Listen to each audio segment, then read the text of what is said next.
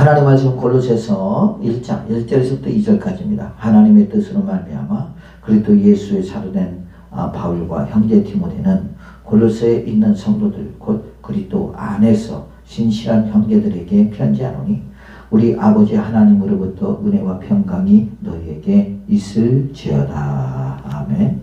오늘 설교의 제목은 하나님의 뜻으로 된 나라고 하는 제목을 가지고 말씀을 통해서 은혜를 나누기를 원합니다. 자, 오늘 본문에 보면 골로새서의 저자에 관해서 우리가 알아야 되는데요. 본서의 그 바울의 서신이라는데 의의를 제기하는 사람은 근세까지 없었습니다.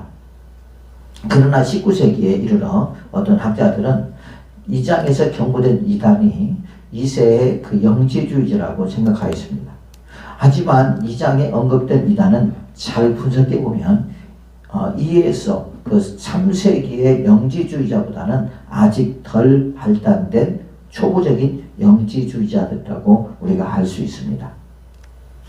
그래서 이 영지주의가 아마 이때부터 이렇게 조금씩 이제 그 발전되어 오지 않았나 이제 싶고요.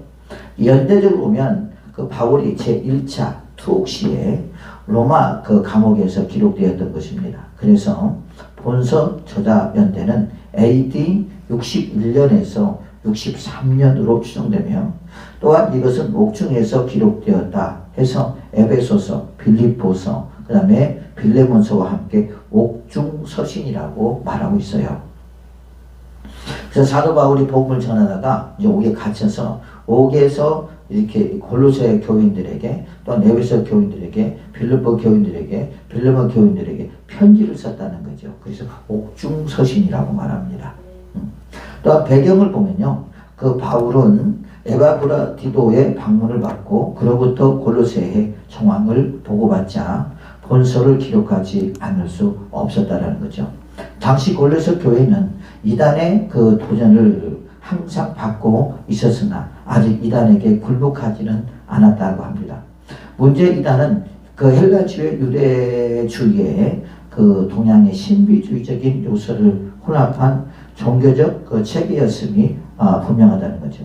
이 이단은 인간 육체의 가시적인 그 자연을 무시했다는 것입니다. 이들은 할례, 금식, 의식적인 금기사항을 지켰고 또한 금욕주의, 또한 중개자로서의 천사 숭배, 또한 영계에 들어가는 것으로서의 신비적인 체험을 강조를 많이 했다는 거죠. 그래서 신비주의 쪽으로 많이 치우쳐가는 그런 거였다는 거죠. 만일 그리스도를 그들의 사상체계에 맞추려 한다면 이는 그리스도께서 행하신 사역을 욕되게 하는 것이 될 수밖에 없다는 것입니다. 또한 이 골로새서의 우리가 주제를 보면은요, 그 서신의 전개 방식은 다른 서신들과 마찬가지로 교리를 설명한 후에 행동의 권면이 이루어지는 방식을 취하고 있다는 거죠. 우리가 교리가 중요한 것이 왜냐? 그것이 교리를 통해서 모든 신학적인 체계가 이게 잡히기 때문에 그런 것이죠. 그래서 그리스도는 신성이 충만하신 분이시며 또한 교회의 머리가 되시고 하나님과 인간 사이의 중보자가 되신 분이 곧 예수 그리스도임을 말하고 있다는 것이죠. 또한 그는 하나님과 원수된 우리를 위하여 화목제물 되셨고 그는 완전한 신성과 완전한 인성을 입음으로써 완전한 구원자가 되었음을 이 골로새를 통해서 우리에게 말씀하고 있다는 거죠. 그래서 사도 바울은 이렇게 이단들이 우리에게 잘못된 그 말에 대해서 전파를 할 때 그런 것들을 경계하고 또한 그런 것들을 깨우치기 위하여 이렇게 사도 바울이 골로새 교인들에게 이렇게 옥중서신을 썼다고 우리가 할 수 있습니다. 그래서 내용을 보면요, 바울은 그 에바브라를 통해서 골로새 교회 이단이 생겼음을 알게 되었고 그것은 유대주의, 그 다음에 영지주의 및 천사 숭배가 혼합된 사상이었다는 것이죠. 그들은 인간의 육체는 근본적으로 악하고 영은 선하다고 믿었고요. 또한 예수 그리스도의 중보자 되심을 믿지 않았다는 것입니다.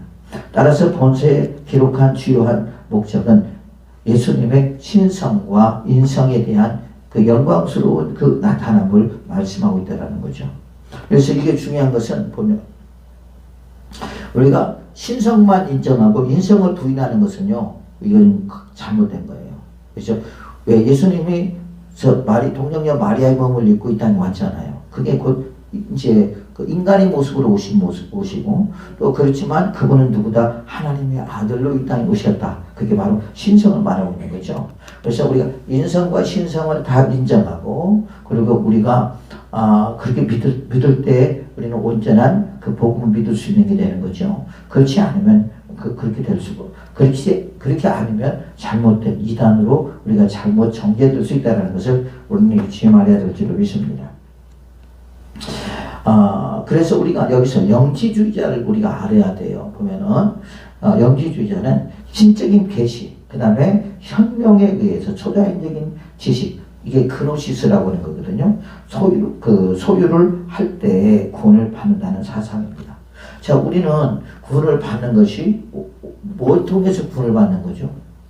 예수 그리스도를 믿음으로 구원을 받는 거잖아요. 근데 그들은 그렇게 말하지 않는 신적인 계시, 그 다음에 현몽이라는 것은 어떤 하나님의 꿈의 계시를 통해서 말한다는 거죠. 그런 초자연적인 어떤 그런 걸 통해서 그런 것들이 소유할 때, 그런 것들을 경험하고 체험할 때 구원이 우리에게 주어진다라고 영지주의자는 말한다는 거죠. 이것은 헬라 철학과 동양의 이교 사상, 그리고 애국과 인도, 페르시아의 이원론적인 우주론에 유대교 사상이 가미된 혼합주의 철학 체계로서 심지어 기독교 사상까지도 영지주의 사상이 포함시켜 새로운 종교 철학을 수립하려는 시도였다라는 것을 우리가 여기서 알 수 있다는 것입니다. 그래서 또 다른 종파를 거기서 이제 내려고 했던 사람들이 영지주의자라는 거죠. 그래서 AD 1세기 중엽에 발용되어서 2세, 3세기를 풍미하다가 4세기에 그 만이교에 흡수되었습니다. 여러분 만이교 많이 들어봤어요? 만이교? 그래서 만이교에 이제 흡수되어서 아마 그쪽에서 이제 활동을 했던 것 같아요. 특히 2세기에서 3세기 초에는 로마 제국 내에 수많은 실험적 그리스도인들이 이 사상의 영향을 받아 교회 내부에 큰 혼란을 초래하기도 했다라는 것이죠. 항상 어느 때나 그런 것 같아요.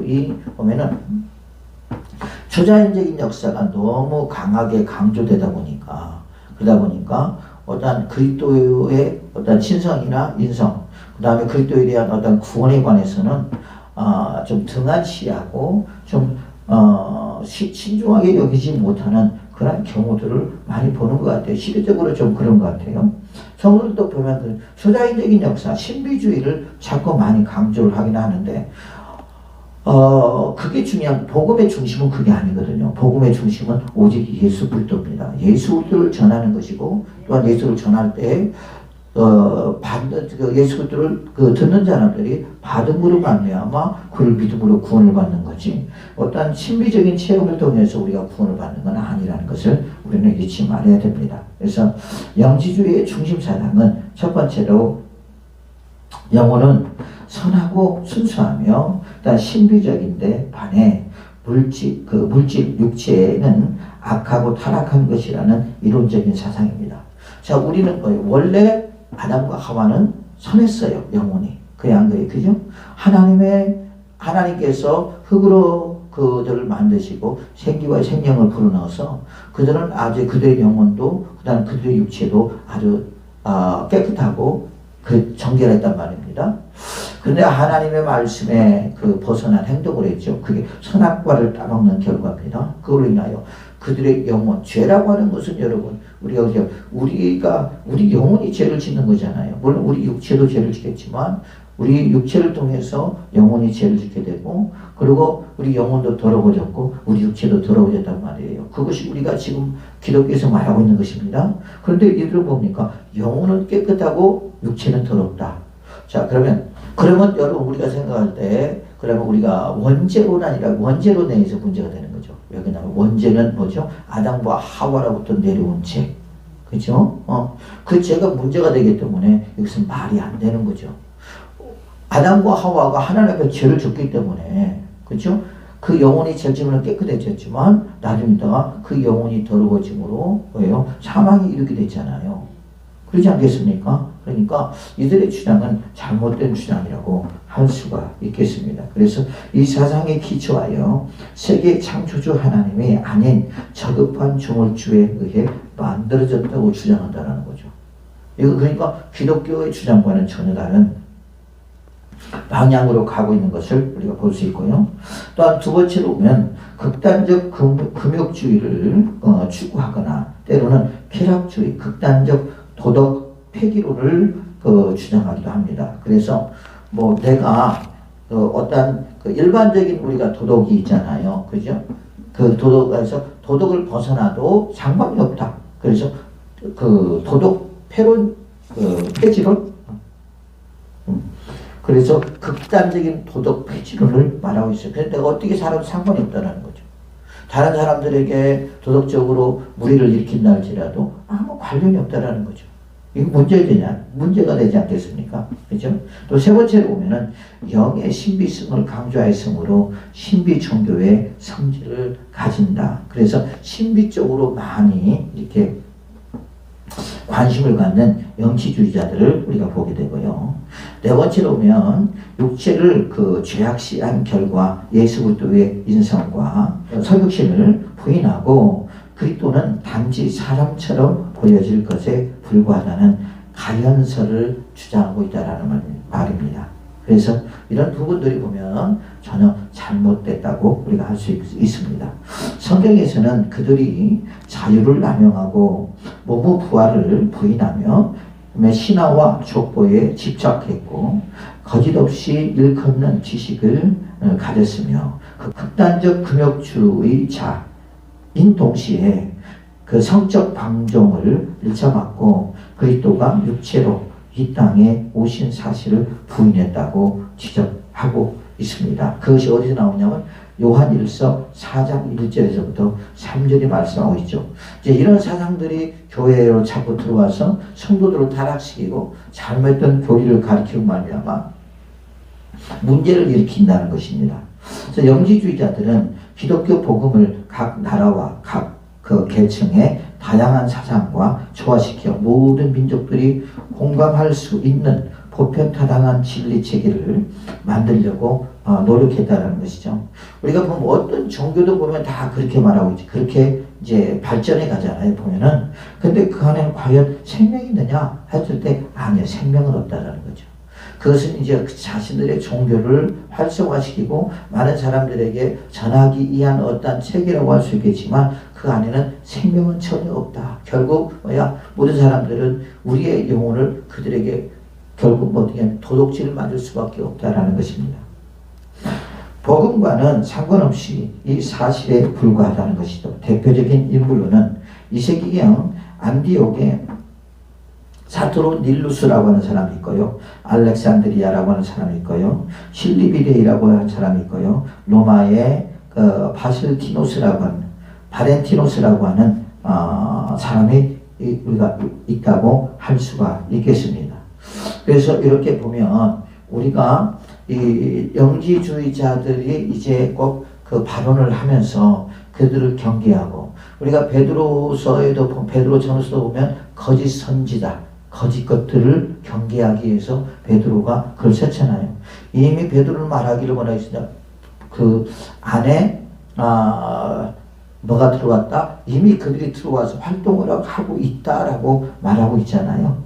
그런 것처럼 어느 시대든지 어느 곳이든지 항상 이렇게 잘못된 교리에 벗어난 복음에 벗어난 어떤 본질적인 것들을 벗어나서 다른 것들을 주장하는 그런 곳이 어느 때나 있잖아. 지금이야말로 이제 그 신학적인 어떤 부분들이 그래도 체계가 잡히고 그래서 지금은 좀 괜찮겠지만 그때는 과도기적이고 막 복음이 막 확산되는 과정들이기 때문에 아마 많은 혼란들이 있지 않았을까 우리가 추측할 수가 있다는 거죠.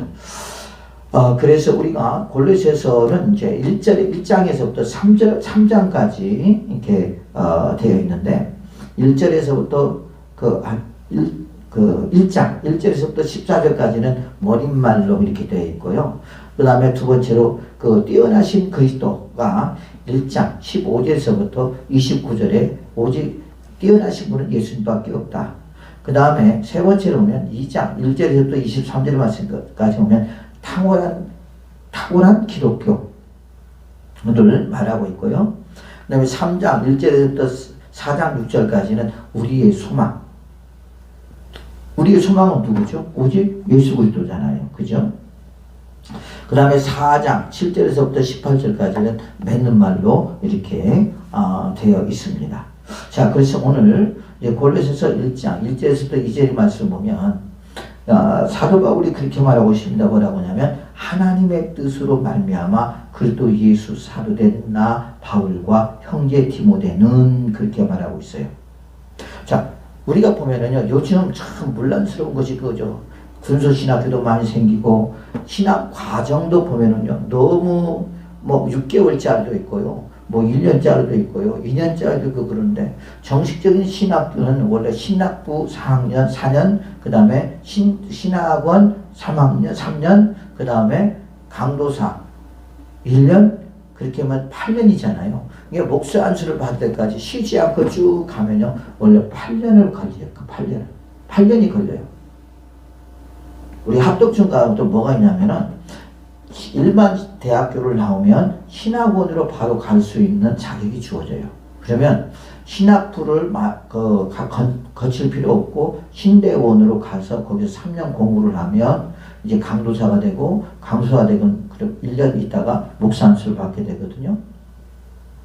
이게 저 같은 경우는 이제 공부를 더 하려고 신학교 3학년으로 편입을 해서 그래서 공부를 하고 신대원을 거쳐서 그래서 이렇게 왔단 말이에요. 근데 요즘 보면요, 너무 웃기는 게 뭐냐면 6개월 동안 뭘 배워요? 이 광대한 것을 뭘 배우냐고 도대체. 6개월 동안 공부하고 뭐 합니까? 목사 안수를 받고요. 1년 동안 공부하고 목사 안수를 받고요. 요즘 너무나 여기는 문제들이 많다라는 거죠. 오늘 그 사도 바울은 분명히 말하고 있어요. 뭐냐? 하나님의 뜻으로 말미암아 그리스도 예수 사도된 나 바울과 형제 디모데는, 자, 이 말은 무슨 말이냐면 본서의 서두는 바울과 골로새 교회가 피차 처음 알게 되는 상황으로 담담하게 그 바울 자신을 소개하고 있는 것으로 시작됩니다. 바울은 자신을 사도라고 소개하고 있습니다. 이게 너무 중요하다는 거죠. 이 사도라고 지칭하는 사람은요, 어떤 사람이냐면 그 당시에 예수 그리스도를 본 자만이 사도라고 말하고 있고요. 그 이후에 모든 사람들을 목사라고 말하고 있습니다. 이게 사도라고 말하잖아요. 그러니까 예수님의 제자들을 바울 사도 뭐 그런 식으로 말하고 있잖아요. 그죠? 그 다음에 사울도 이제 바울도 바울 사도라고 이렇게 말하고 있잖아요. 그래서 예수님의 제자, 그 당시에 있었던 사람만 우리가 사도라고 조칭하고 있죠. 그 외의 사람들은 우리는 지금 이 시대에 지금 우리는 뭐라고 그러죠? 목사라고 말을 하잖아요. 그죠? 그래서 어떤 사람들은 뭐 지금 그런데 자기가 사도라고 하는데 그것도 잘못됐다고 우리가 볼 수 있습니다. 그래서 바울은 자신을 사도라고 소개하고 있고요. 이 사도라고 하는 말은 아포스톨로스라고 하는 말인데요. 이 말은 보냄을 받은 자라는 뜻인데, 여기서 단순히 심부름을 하는 자의 의미가 아니라 파견자의 전권을 위임받은 자. 그러니까 파견자가 누구죠? 사도 바울을 파견한 사람이 누구? 파견한 분, 사람이 아니에요. 사도 바울을 파견한 분이 누구예요? 예수 그리스도란 말이에요. 그죠? 예수님께서 그를 특별하게 하나님의 기름 부은 종으로 세우시고, 기름 부은 종으로 선택하시고, 그 다음에 세우시고, 그리고 파견을 했다라는 말이에요. 어디로 파견했다라? 세상으로 파견했다라는 거예요. 뭘 파견했다? 복음을 전하는 자로 파견했다라는 말이에요. 그러니까 하나님의 파견하는 거지, 우리 인간이 파견하는 것이 절대 아니다. 그러니까 파견의 주체자는 누구라는 말이에요? 하나님이란 말이에요. 그래서 사도 바울은 지금 보면은 그 서신서, 그 다음에 그 사도 바울의 기록한 그 성경을 보면 항상 앞에 그렇게 있어요. 하나님의 뜻으로 말미암아 그리스도 예수 사도로 된 바울은 그렇게 되어 있습니다. 자, 우리가 보면은 빌립보서에도 그렇게 나오고 있어요. 그리스도 예수의 종 바울과 디모데는 그렇게 되어 있어요. 종. 그리스도 예수의 종이라고 되어 있고요. 또한 레위서서에도 그렇게 말하고 있습니다. 뭐라고 말하고 있느냐면 하나님의 뜻으로 말미암아 그리스도 예수 사도된 바울은 그렇게 되어 있어요. 사람의 뜻으로 난 것이 아니에요. 하나님의 뜻으로 났다라는 말이에요. 이게 우리가 중요한데 요즘 여러분 과연 하나님의 뜻으로 난 자가 있는가 하면 사람의 뜻으로 난 자들이 너무 많다라는 말이에요. 이게 하나님께서 우리를 부르실 때 물론 창세 전부터 우리를 선택하시고 부르셨지만 그죠? 그러셨지만 사람으로 말미암아 세움받은 자들이 너무 많이 있다. 근데 분명히 사도 바울은 말합니다. 하나님의 뜻으로 됐다. 내가 지금 사도가 된 것은 하나님의 뜻으로 됐다. 저와 여러분들이 지금 그 하나님의 백성이 된 것은 하나님의 뜻으로 된 거라고 그랬잖아요. 그죠? 요한복음 그 15장 16절이면 너희가 나를 택한 것이 아니라 내가 너희를 택하여 세웠나니 그렇게 말하고 있고요. 또 뭐라고 하냐면 영접하는 자 곧 그를 믿는 자에게 하나님의 자녀가 되는 권세를 주니 이를 혈통으로나 육적으로나 사람의 뜻으로 나지 않냐고 하나님의 뜻으로 난 자들이라 그렇게 말하고 있어요. 자, 하나님 앞에 다 부르심을 받습니다. 언제부터요? 창세 전부터 우리는 부르심을 받는데 역사적인 시간 속에서 그 시대에 필요하기 때문에 우리를 이 땅에 보내셨다. 그러니까 역사 속에서 하나님의 섭리가 지금 이루어지고 있다, 안 이루어지고 있다. 이루어지고 있는데 이 시대에 저와 여러분들이 필요하기 때문에 하나님께서 우리를 태어나게 하셔서 그래서 우리를 통해서 복음을 전하게 하시고 우리도 이 시대에 복음을 듣게 하시고 주의 일을 할 수 있도록 하나님이 하셨다고 하는 것을 우리는 여기서 알 수 있다는 거죠. 그래서 하나님으로부터 보냄을 받은 자지 사람으로부터 보내심을 받은 자가 아니라는 것을 여기서 분명히 말씀하고 있습니다. 그래서 우리가 보면 아까 말한 것처럼 여러분 자신이 하나님은 뜻한 바도 없는데 자신이 목사가 되고 자신이 막 그러면서 이렇게 그 목사가 남용이 되고 또한 그 목사가 잘못되어 가는 그런 경우들이 얼마나 많이 있는지 몰라요. 이런 의미에서 그 바울은 정당한 자신의 권위를 알리고 있는 것입니다.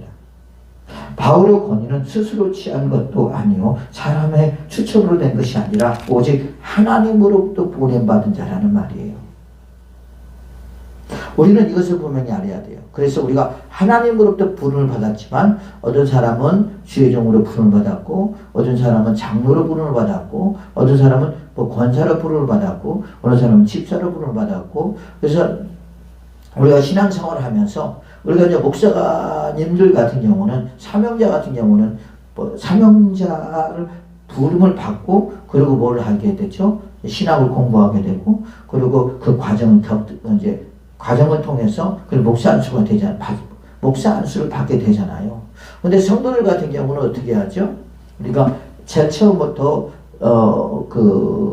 이제 하나님의 부름을 받고 교회를 다니면서 신실한 사람이 되고 믿음의 사람이 되고 순종의 사람이 되면서 그 사람들이 성장하면서 이제 그 서리 집사가 되고 그 다음에 남자는 안수 집사가 되고 그 다음에 장로가 되고 그런 식으로 나아가게 되고 여자분들은 이제 우리로서는 권찰과 그 다음에 서리 집사와 또 권사로서 이렇게 직분을 우리가 감당하게 되잖아요. 그런 것처럼 하나님 앞에 똑같이 부름을 받았지만 어떤 사람이 이렇게 목사로 어떤 사람은 장로로 어떤 사람은 권사로 어떤 사람은 뭐 안수 집사로 그 다음에 집사로 이렇게 부름을 받았다라는 거죠. 그래서 성도들은 이제 그 신앙을 연조에 따라서 그 사람의 신앙에 따라서 우리가 그 장로 될 수 있고 안수 집사 될 수 있고 아니면 그 서리 집사로서 끝날 수도 있는 그런 경우들이 많이 있잖아요. 그래서 오직 그는 부활하신 그리스도로부터 파견된 사람이고 그리스도의 권위와 능력을 대변하는 자라고 하는 것을 분명히 밝히고 있다는 거죠. 그리고 바울은 자신의 그 사도됨이 궁극적으로 하나님께로 거슬러 올라감을 밝히고 있는데 이 하나님과 그리스도 그리고 바울 자신에게 이어지는 권위의 연속성을 주지시키고 있는 것을 우리가 볼 수 있습니다. 그래서 이제 우리 권사님도 평신도부터 시작하고 그 다음에 신앙생활하면서 이제 집사가 되고 그 다음에 권사가 되고 그 다음에 우리 전사님 같은 경우는 이제 전수사에 직분 받았지만 처음에 뭘 했다고 그랬죠? 하나님 앞에 기도할 때 사모라고 하는 사모의 사모의 응답을 받았다고 그랬잖아요. 그러니까 저도 마찬가지로 이제 하나님의 그 성령 체험을 하고 나서 이후에 하나님께서 이제 주의 종으로 나를 부르셨다. 그러나 이제 성도들은 이제 그런 절차를 받게 되는 거죠. 그래서 사명자와 그 다음에 일반 성도와 똑같은 부름을 받았지만은 그 이제 사모나 뭐 전도사나 아니면 목사나 이런 사람들은 어떻게 하는 거죠? 이제 직접 부름을 받고 그러고 나서 이제 그 과정을 신학을 공부하고 그러면서 이제 그 과정을 겪게 되고요. 성도들은 열심히 교회를 다니면서 이제 신앙이 성장하고 연조가 되고 그다음 믿음의 분량이 이를 때 그 직분을 따라서 이제 교회에서 충성하고 봉사하면 우리가 될 수 있다는 것입니다. 그러니까 우리의 직분은 여러분 하나님께서 주시는 거죠. 사람이 주는 게 아니라는 말이에요. 그런데 지금 많은 사람들이요. 조금만 하면 목사가 되려고 그래요. 참 이거 어떻게 보면 참 무서운 일이거든요. 하나님의 뜻도 아닌데 자기가 뭐예요? 월권을 행하고 자기가 자기 자신을 뭐 과장하면서 그러면서 마치 하나님으로부터 부름받은 사명자인 것처럼 그리고 행세를 하고 다니는 거짓된 것들이 너무 많다라는 거죠. 자, 우리가 보면 에베소 1장 3절부터 그 14절 보면요. 거기 보면은 이제 나와 있는데 찬송하리로다 하나님 곧 우리 주 예수 그리스도의 아버지께서 그리스도 안에서 하늘에 속한 모든 신령한 복을 우리에게 주시되 창세 전에 그리스도 안에서 우리를 택하사 우리로 사랑 안에서 그 앞에 거룩하고 흠이 없게 하시려고 우리를 그리스도 안에서 언제부터 창세 전부터 선택했다. 아니 이 세상이 만들어지기 전부터 우리를 선택했다고요. 우리를 알고 싶다는 말이죠. 누가? 하나님께서. 그래서 아까 말한 것처럼 하나님께서 그 시대에 사람들을 태어나게 하셔서 그래서 뭐합니까? 그들을 통해서 하나님의 일을 계속 주관해 나가신다라는 거예요. 그래서 우리가 여자분들이 낙태를 반대하는 이유가 바로 그거예요. 왜 그 낙태를 반대하는 이유는 그 속에 뭐가 들어있다는 거예요? 하나님의 부르심을 받은 자, 하나님 앞에 선택을 받은 자가 그 안에 있다라는 말이에요. 그런데 사람이 인위적으로 그 낙태를 시켜버리면 사람에 의해서 낙태를 함으로써 하나님의 섭리가 거기서 깨질 수밖에 없고 무산될 수밖에 없다라는 말이에요. 그래서 이 낙태라고 하는 것이요. 여러분 얼마나 이 죄인지는 몰라요. 그래서 우리는 낙태를 하지 말아야 돼요. 그 낙태하는 과정 속에서 무디보 같은 사람이 나올 수가 있고요. 사무엘 같은 사람이 나올 수가 있고요.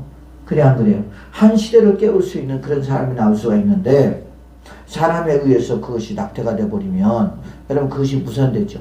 물론 하나님께서 다른 사람을 세울 수 있겠습니다. 근데 낙태 자체는 왜? 생명은 누가 주관하고 있어요? 하나님이 주관하고 있기 때문에 생명을 죽이는 것과 똑같아요. 또 그것 또한 살인죄란 말이에요. 살인죄. 그러니까 우리는 절대 낙태를 하면 안 된다는 거죠. 그런데 낙태가 요즘은 뭐합니까? 그냥 성행하고 있고요. 낙태가 죄가 아니에요. 그냥. 그래서 이런 것들이 이제 문제가 되고 있다는 것에서 우리는 낙태를 반대하는 자가 돼야 되고요. 젊은 애들은 이런 것들을 통해서 우리가 절대 낙태를 하지 말아야 된다는 것을 여기서 알 수 있다는 거죠. 그래서 하나님께서는 저와 여러분들을 언제부터 선택했느냐? 창세 전부터 택했다는 것을 알아야 돼요. 그 기쁘신 뜻대로 우리를 예정하사 예수 그리스도로 말미암아 자기의 아들들 되겠습니다. 그래서 하나님께서 저와 여러분들을 이 시대에 필요하기 때문에 이 시대에 태어나게 만들어서 하나님의 아들들이 되고 하나님의 딸이 된 줄로 믿습니다. 그러니까 우리가 여러분 그냥 우리가 인간적으로 생각할 때는 아무것도 아닌 것 같지만 하나님만을 생각할 때는 우리는 하나님 앞에 얼마나 존귀한 자요. 하나님 나라에는 없어서는 안 될 하나님의 사람들이요. 그죠? 하나님 나라를 이어갈 하나님의 기업인 줄로 믿습니다. 이는 그가 사랑하시는 자 안에서 우리에게 거저 주시는 바 그의 은혜의 영광을 찬송하게 하려는 것이라. 그래서 우리를 통해서 하나님은 찬송받기를 원하는데 어떤 찬송을 받기를 원하느냐? 그 은혜의 영광을 찬송하기 원한다. 여러분 은혜라고 하는 말은 무슨 말이에요? 거저받은 거란 말이에요. 하나님으로부터 거저받은 구원, 하나님으로부터 거저받은 자녀, 이런 것들이 은혜인데, 자 우리가 그러잖아요. 나는 하나님 앞에 하나님의 자녀도 될 수 없는 사람임에도 불구하고 하나님께서 이 세상에 태어나게 하셔서 그리고 하나님의 자녀로 삼아주시고 그 다음에 하나님의 일을 하게 하시고 하나님의 직분을 허락해 주시고 이것이 우리에게 뭐야? 큰 영광이요. 이것이 큰 감사요. 이것이 큰 은혜라는 말이에요.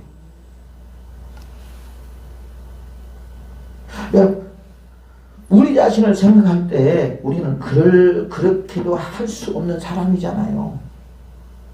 그럼에도 불구하고 하나님께서는 저와 여러분을 이렇게 선택해 주었다는 것이, 이렇게 세워줬다는, 이게 바로 은혜요. 이게 감사라는 말이에요. 그래서 우리는 이 은혜와 이 영광을 아버지 앞에 돌려야 돼요. 하나님, 나 같은 죄인 살려주심을 감사드립니다. 하나님 영광 홀로 받으시옵소서. 아버지 이 쓸모도 없는, 그래서 사도 바울은 뭐라고 그러죠? 괴물 같은 나를, 그죠? 괴물 같은 나를, 아무 쓸모도 없는 나 같은 자를 하나님의 사람으로 불러주셨고 사도로 불러주셔서 복음을 증거하는 일에 얼마나 감사한지. 나는 1000만 번 10,000번 죽어도 마땅한 자이지만 왜요? 사도 바울이 예수님 앞에서 한 일이 있잖아요. 예수를 믿는 자들을 핍박하고, 그죠? 그들을 죽이고 감옥에 가두며 아주 악인의 앞잡이란 말이에요. 그럼에도 불구하고 우리는 누군가가 나에게 그런 일을 했으면 나는 용서하지 못할 텐데 예수님께서는 사도 바울의 그 행위를 다 용서하시고 복음을 전할 수 있는 하나님의 사람으로 자기를 택하여 주시고 불러줬다는 것이, 그것이 그렇게 감사할 수 없다는 거죠. 자, 그래서 그는 어떻게 합니까? 그 은혜로 말미암아 죽으면 죽이라는 각오로 그렇게 복음을 전하잖아요. 그래서 우리는 주님의 그 은혜를 깨달을 때, 주님의 그 은혜를 알을 때, 주님께서 우리를 위하여 자기 목숨도 아끼지 않냐고 우리에게 주었던 것처럼 우리도 역시 그 은혜를 깨달을 때, 그 사랑을 깨달을 때 우리는 어떻게 합니까? 우리 또한 주님 앞에 우리 목숨도 아끼지 않냐고 내놓을 수 있는 영적 영성이 거기에서 나온다고 하는 것입니다. 그러니까 아까울 것이 뭐죠? 주님께서 여러분 우리를 죽이게 하려 뭐 아까워하셨습니까? 자신의 피를 아까워하셨습니까? 자신의 살을 아까워하셨습니까? 자기 목숨을 아까워하셨습니까? 요한복음 보니 10절에 보니까 나는 스스로 졌다 그랬어요. 스스로 졌다. 누구에게 하나님으로부터 사명을 받고 나는 스스로 예수님 하나님 앞에 성부 하나님 앞에 우리가 불평하지 아니하고 내가 스스로 너희를 위하여 주었다고 사도 바울은 말하고 있단 말이죠. 우리 역시 마찬가지잖아요, 여러분. 이게 바로 뭡니까? 하나님의 은혜를 갚는 자의 삶이라는 말이에요. 그래서 우리가 이런 은혜를 알을 때, 이런 은혜를 깨달을 때 우리는 어떻게 되는 거죠? 우리가 죽으면 죽이라는 각오로 주의 복음을 전하는 자가 될 수 있다는 말입니다. 그래서 우리가 이런 은혜를 또 가진 자가, 또 이런 은혜를 심장에 가진 자가 그럴 때 복음을 전해야지. 그렇지도 못한 자가 복음을 전할 때 과연 빈총만 쏘는 거예요. 뭘 하겠습니까? 뭘 잘하겠습니까? 자기도 믿지 못하는 예수, 자기도 만나지 못한 예수님을 어떻게 전할 수 있겠냐고. 그러잖아요.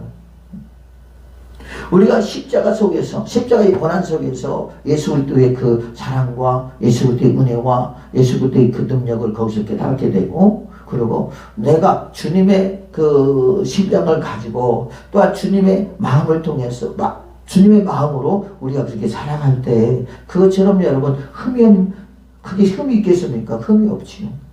그래서 주님이 오늘 그렇게 말하는 거예요. 뭐라고 말하냐? 창세 전에 그리스도 안에서 우리를 택하사 우리로 사랑 안에서 그 앞에 거룩하고 흠이 없게 하시려고.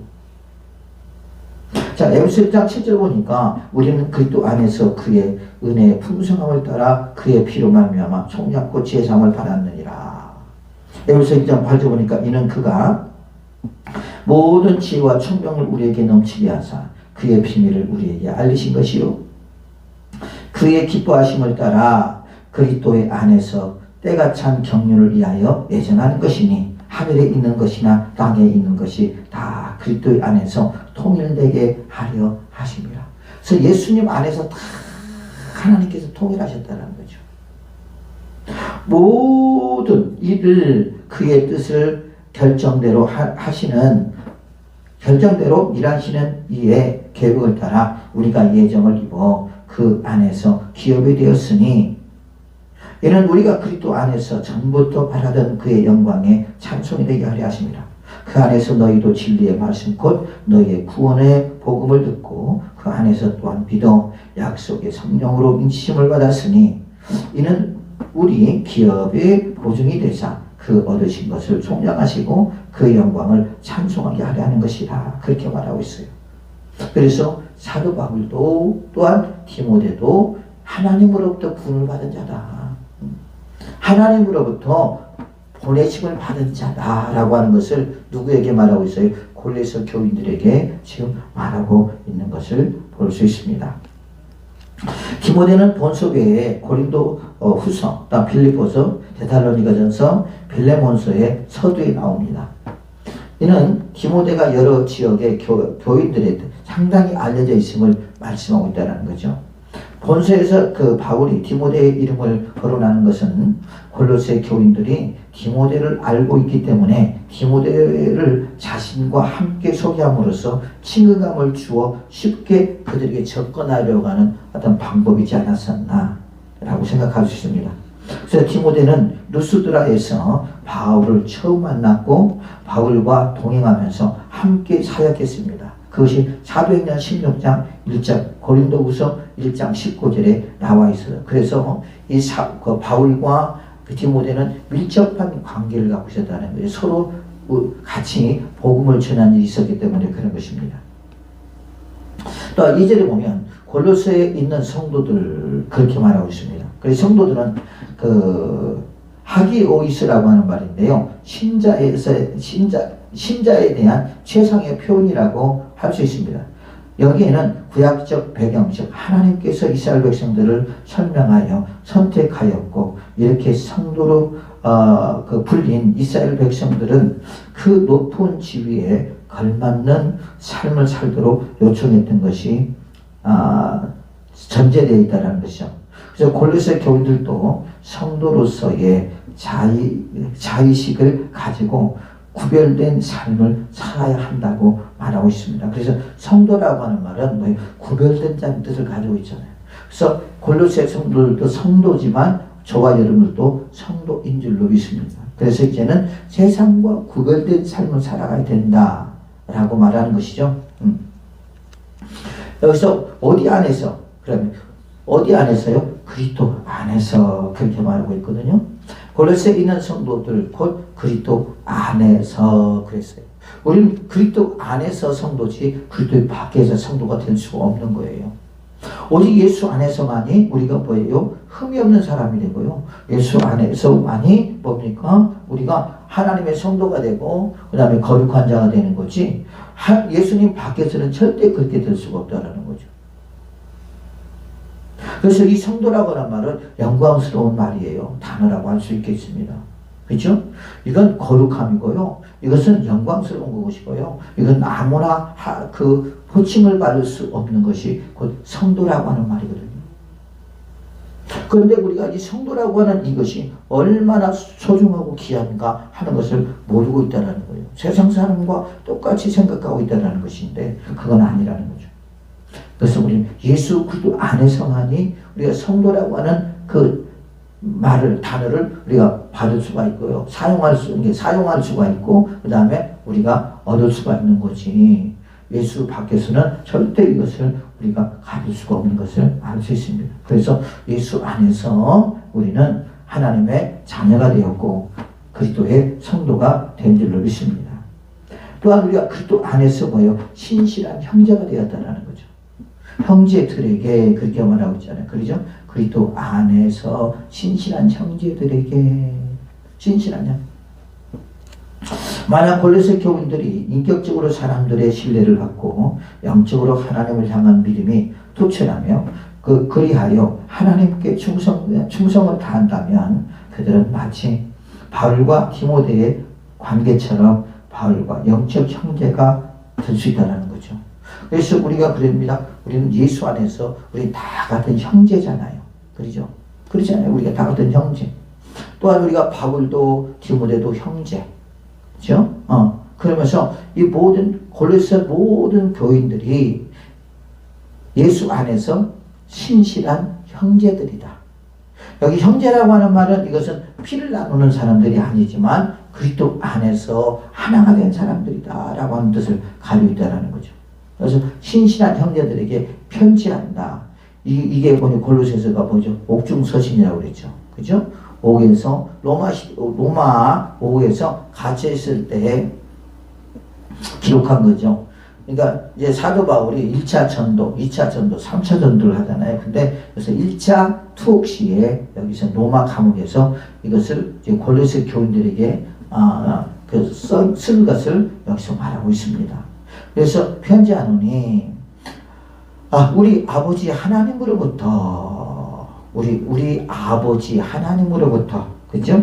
우리 아버지 하나님부터라고 하는 바울은 그 편지 서두에서 예수 그리스도의 이름을 생략한 채 아버지의 이름만을 언급한 것을 본 서신이 유일한 예입니다.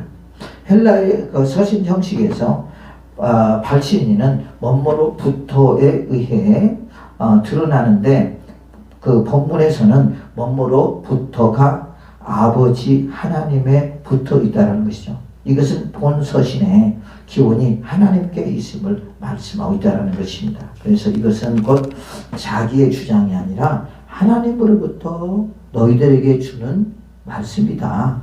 너에게 주는 편지다라고 하는 것을 여기서 분명히 말하고 있다는 거죠.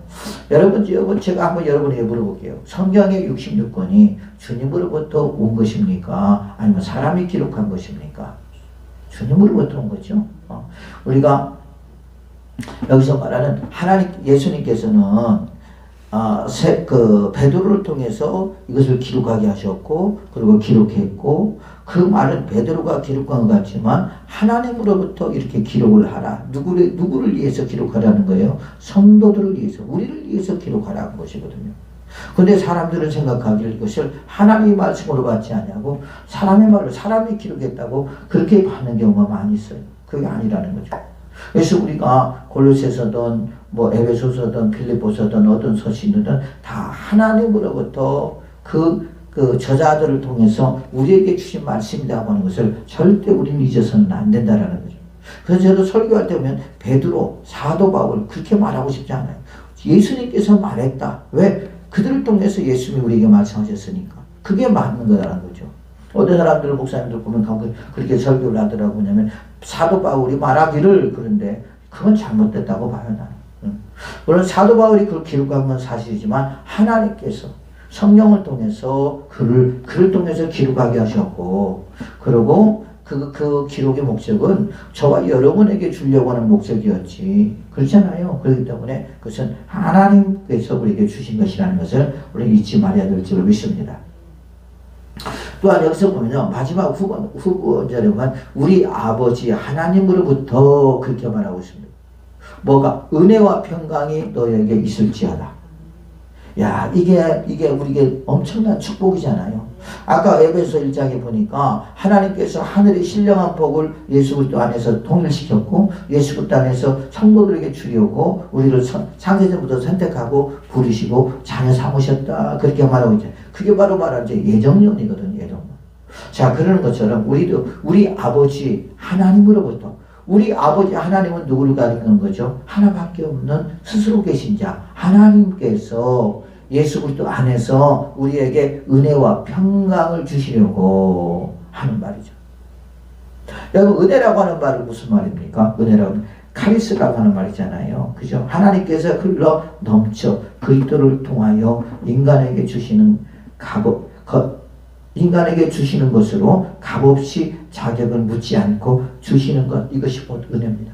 그래서 나는 배우지도 못하고 나는 아무 쓸모도 없는 사람이지만 하나님께서 이런 것 저런 것 다 따지지 아니하시고 저와 여러분에게 은혜를 주시려고 누구 안에서 예수 그리스도를 통해서 예수 그리스도 안에서 저와 여러분에게 은혜를 주시려고 우리를 선택하시고 우리를 부르셨다. 이게 우리에게 얼마나 큰 축복이요, 우리에게 이게 얼마나 큰 영광이요. 이것을 곧 우리는 어떻게 되냐, 한 주님 앞에 찬양을 해야 된다라는 거예요. 주님 감사합니다. 나에게 은혜를 주시려고 나에게 찾아오셔서 그래서 나를 불러주시고 나를 구원해주시고 주님의 자녀로 삼아주심을 감사드립니다. 그러면서 우리가 주님이 나에게 주신 그 은혜를 우리가 감사하며 주 앞에 영광 돌릴 때 주님께서 그 감사하고 영광을 돌릴 때 그것을 주님은 찬양으로 받아주시고 그리고 주님께서는 기뻐하실 줄로 믿습니다. 그래서 지금 우리가 이렇게 은혜를 받는 것은 뭐예요? 전적으로 주님의 은혜예요. 주님의 은혜. 하나님께서 우리에게 예수 그리스도 통해서 이렇게 은혜를 주시려고 우리를 선택하시고 우리를 부르신 줄로 믿습니다. 그러면 또 우리만 주시겠습니까? 아니죠. 평강. 이 평강이라고 하는 말은 예일에라고 하는 말인데요. 은혜에 의하여 주어지는 것으로 하나님과 사람 사이에 화해가 이루어진 상태를 말하는 거예요. 평강이라고 하는 것은 무슨 말입니까? 그야말로 마음이 평안한 것을 말하는 거잖아요. 그죠? 우리는 하나님과 우리 사이에 불편함이 있었어요. 그죠? 그 불편함이 뭐였어요? 죄의 결과였단 말이에요. 우리는 저주의 자식일 수밖에 없었고, 우리는 진노의 자식일 수밖에 없었고, 우리는 마귀의 자식일 수밖에 없었고, 하나님 밖에 외인일 수밖에 없었고, 그죠? 심판대에 있을 수밖에 없는 사람이었다라는 거죠. 그런데 하나님께서 하나님 아들 독생자 예수 그리스도를 보내주셔서 그를 통해서 그 안에서 예수 그리스도 안에서 우리를 선택하여 주시고 우리를 불러주시고 우리를 자녀 삼으심으로 말미암아 우리를 하나님의 신실한 형제로 우리를 만들어주신 줄을 믿습니다. 그 계획을 누가? 하나님께서 예수 그리스도를 통해서 그래서 우리가 은혜를 입은 자만이 뭘 누릴 수 있어요? 평강을 누릴 수 있다는 거죠. 은혜를 우리가 입지 못하면 평강을 이룰 수가 없다는 말이에요. 왜냐? 은혜는 뭐예요? 은혜는 하나님으로부터 거저받은 자인데 아무나 선택받은 것이 아니라는 거예요. 누가? 하나님의 선택받은 자만이 이 평강이 가능한데 그래서 이 은혜가 주어질 때 우리에게 또 뭐가 주어지는 거예요? 이 평강이 주어진다는 것입니다. 그래서 여기서는 당시의 헬라적 서신의 그 서문이라고 할 수 있습니다. 발신자의 이름, 수신자의 이름, 그리고 인사와 기원이 이어지는 형식은 전형적인 헬라식 서신의 문자로 할 수 있고요. 그러나 이것은 단순한 편지의 서문에서 그치지 않았습니다. 이 편지는 처음부터 끝까지 예배하는 시간에 온 회중들에게 낭독되었다고 합니다.